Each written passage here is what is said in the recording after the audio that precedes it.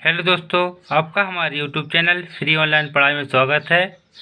हम आगे बढ़ते हुए अध्याय 2 विलयन कक्षा 12वीं रसायन विज्ञान के जो हमारा आज का टॉपिक है वो है राउल्ट का नियम। ये आपके लिए क्लास 12th केमिस्ट्री में अध्याय 2 में आपके लिए मैं कहूँगा कि आपका अध्याय 2 का बहुत ही इम्पोर्टेंट प्रश्न है। यदि आप ये हर साल ही पूछा जाता है और इसे आप अच्छे से तैयार कीजिए।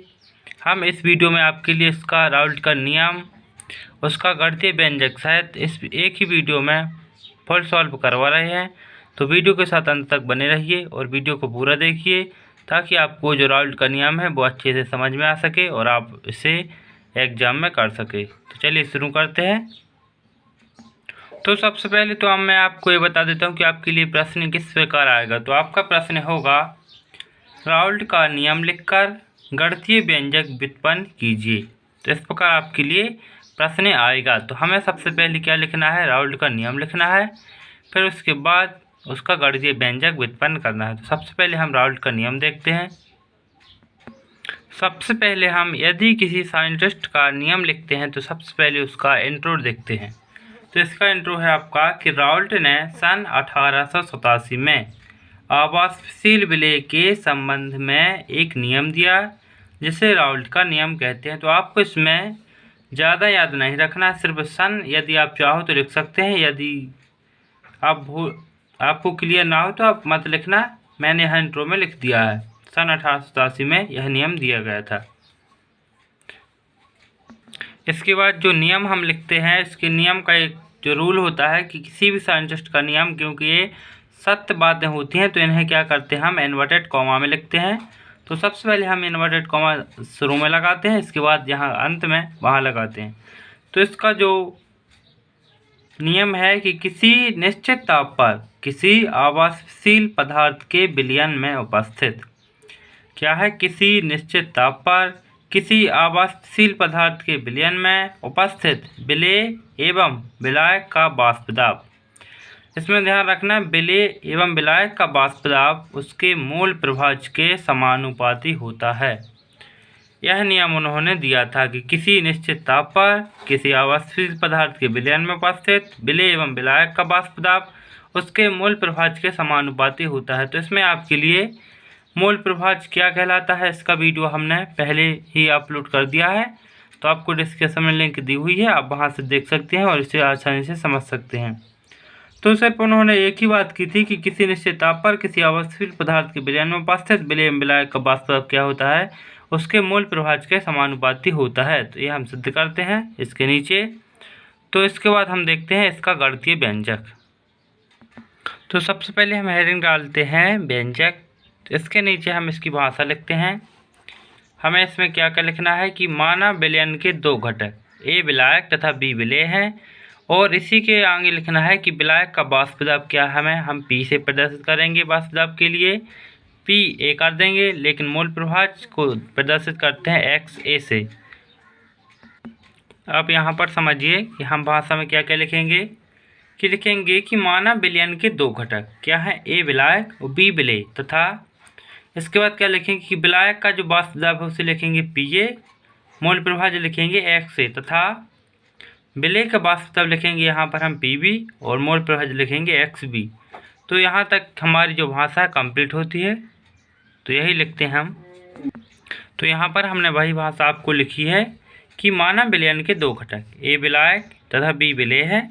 विलायक का वाष्प दाब आपने लिखा पी ए तथा मूल प्रभाज क्या लिखना है आपको एक्स ए, क्योंकि हम मूल प्रभाज को क्या करते हैं एक्स से प्रदर्शित करते हैं, इसीलिए हमने मूल प्रभाज के लिए एक्स ए दिया है। ए है विलायक के लिए तथा विलेय के लिए वाष्प दाब हमने लिया है पी बी एवं मूल प्रभाज लिया है एक्स बी। तो यहाँ तक हमारी जो भाषा है वो कंप्लीट होती है। इसके बाद हम लिखते हैं, तो इसमें हमें क्या करना है कि हमें दो घटक दिए गए हैं, तो दोनों घटकों में हमें सबसे पहले हम निकालेंगे विलायक के लिए, फिर इसके बाद निकालेंगे विलेय के लिए। तो सबसे पहले निकालते हैं विलायक के लिए राउल्ट नियम से।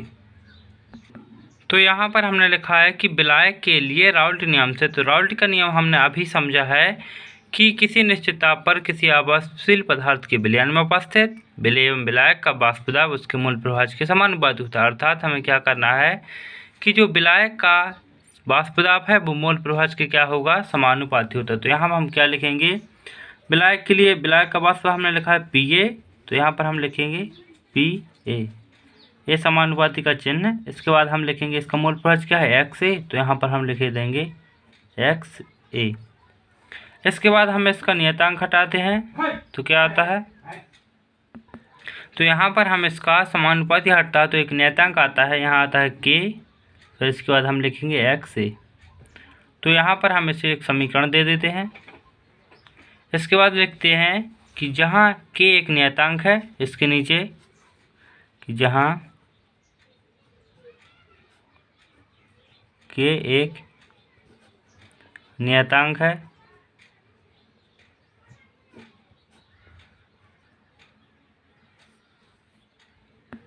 फिर इसके बाद एक कंडीशन यहाँ शर्त लगाते हैं कि यदि Xa बराबर क्या हो 1 हो तो क्या लिख सकते हैं, 1 मोल हो तो 1 मोल हो तो। फिर इसके बाद यदि हम यहाँ लिखते हैं तो समीकरण 1 देखते हैं कि Xa बराबर यदि 1 लिखा होता है तो हम Pa बराबर क्या लिखेंगे K, Xa बराबर लिखा है 1, तो यहाँ पर क्या होगा Pa बराबर क्या हो जाएगा K। तो यहाँ पर इसके नीचे हम जो भाषा लिखते हैं कि परंतु विलायक का वाष्प दाब उसकी शुद्ध अवस्था की वाष्प दाब के कैसा होता है, बराबर होता है। तो यहाँ पर हम लिखते हैं कि परंतु विलायक का वाष्प दाब उसकी शुद्ध अवस्था के वाष्प दाब के बराबर होता है। तो हम शुद्ध अवस्था के लिए क्या करते हैं, उसके ऊपर एक निशान लगा देते हैं ताकि वो पता रहे कि शुद्ध अवस्था। तो यहाँ पर हमने Pa लिखा है तो P0A ये कहलाती है इसकी शुद्ध अवस्था। हमने 0 क्यों लगाया है, क्योंकि हमें पता चल सके कि ये क्या है, उसकी विलायक का वाष्प दाब है और इसकी शुद्ध अवस्था का मान है। तो यहाँ पर हम लिखेंगे क्योंकि Pa बराबर क्या लिखा है P0 इंटू A। तो इस प्रकार हमारा ये आंसर है यहाँ तक। इसके आगे देखते हैं। तो यहाँ पर हमें यहाँ K का मान मिल गया, तो K का मान हम क्या करते हैं समीकरण 1 में रखते हैं। तो यहाँ पर लिखेंगे K का मान समीकरण 1 में रखने पर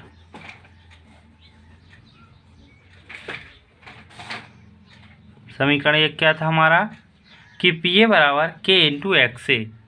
तो यहाँ पर हम लिखेंगे कि Pa बराबर, तो K का मान कितना है, तो K का मान लिखेंगे हम P0 इंटू A। इसके बाद हमारा क्या था Xa, तो इसके इंटू में लिखेंगे हम Xa। इसको हाईलाइट कर देते हैं। तो ये हमारा निकाला है हमने विलायक के लिए। तो इसी प्रकार हम विलेय के लिए निकाल सकते हैं। तो विलायक के लिए तो हमने देख लिया है, विलेय के लिए निकालते हैं। तो इसके लिए हम इसी प्रकार लिखते हैं, इसी प्रकार विलेय के लिए। तो यहाँ लिखेंगे इसी प्रकार।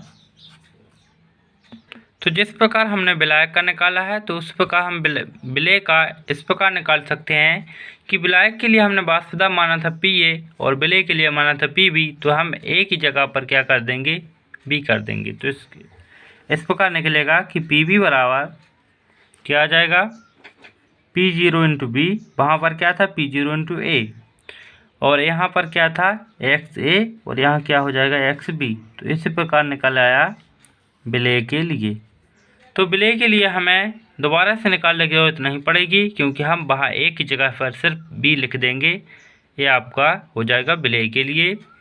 इसके बाद एक डाल्टन नाम के साइंटिस्ट थे, उन्होंने एक आंशिक दाब नियम था, उसका हम यहाँ पर पालन करते हैं। तो यहाँ पर हम लिखेंगे तब डाल्टन के आंशिक दाब नियम से। तो डाल्टन ने एक आंशिक दाब नियम दिया था, वह नियम ये था कि जो विलेय और विलायक है उन दोनों को योग होता है वो उसके बराबर होता है। तो यहाँ पर हम क्या लिखेंगे Pa, इस प्रकार का उनका नियम था। Pb, सॉरी यहाँ Pb लिखना है। तो इसमें हम क्या करेंगे कि Pa का जितना हमारा मान आया था उसको जोड़ देंगे और Pb का आया था उसको जोड़ देंगे। तो Pa का क्या था हमारा P0 इंटू A, ये है हमारा विलायक के लिए, इंटू Xa। फिर इसके बाद plus P0 into B into Xb। तो ये आ गया हमारा फाइनल आंसर। तो यहाँ पर हमने निकाला है ये ब्लैक के लिए और ये ब्लैक के लिए। तो यहाँ पर हमारा सिद्ध होता है कि यही राउल्ट का नियम है। तो राउल्ट का नियम क्या था? किसी निश्चित ताप पर किसी आवासशील पदार्थ के विलयन में उपस्थित विलय एवं विलायक का वाष्प दाब उसके मूल प्रभाज के समानुपाती होता है। तो यहाँ पर ये दिया गया है, ये है विलय का, विलायक का, और ये विलय का, और इसका योग इसके समानुपाती होता है। तो ये आपका राउल्ट का नियम यहाँ सिद्ध होता है। आप इसका स्क्रीनशॉट भी ले सकते हैं। तो यहाँ से हमने यहाँ भाषा, मैं आपको एक बार बता देता हूँ, यहाँ पर भाषा, इसके बाद हमने लिखा था यहाँ तक, ये आपका विलायक के लिए निकल गया था, इसके बाद विलय के लिए, ये यहाँ पर विलय के लिए, और यहाँ पर सिद्ध होता है राउल्ट का नियम। तो यदि आपको वीडियो पसंद आता है तो वीडियो को लाइक कीजिए तथा हमारे चैनल फिर ऑनलाइन पढ़ाई को सब्सक्राइब करें। इसके पहले हमने अध्याय 1 और 2 के जो इम्पोर्टेंट टॉपिक उपलब्ध कराए हैं उसकी लिंक डिस्क्रिप्शन में दी हुई है, उसके जरिए आप सभी वीडियो आसानी से देख सकते हैं। इस वीडियो को देखने के धन्यवाद।